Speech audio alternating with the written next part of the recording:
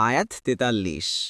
ইস্তিকবারান feel আরদি ওয়া মাকরাস সাইয়্যি ওয়া লা ইয়াহিকুল মাকরুস সাইয়্যিউ ইল্লা বিআহলিহি ফাহাল ইয়ানজুরুনা ইল্লা সুন্নাতাল আউয়ালিন فلن تجد لسنة الله تبديلا ولن تجد لسنة الله تحويلا অনুবাদ জমিনে অধ্যত্ত প্রকাশ এবং কূট ষড়যন্ত্রের কারণে এবং কূট ষড়যন্ত্র তার উদ্যোক্তাদেরকেই পরিবেষ্টন করবে তবে কি এরা প্রতীক্ষা করছে পূর্ববর্তীদের প্রতি প্রযুক্ত পদ্ধতির তবে আপনি আল্লাহর পদ্ধতিতে কখনো কোনো পরিবর্তন পাবেন না এবং আল্লাহর পদ্ধতির কোনো ব্যতিক্রম লক্ষ্য করবেন না তাফসীর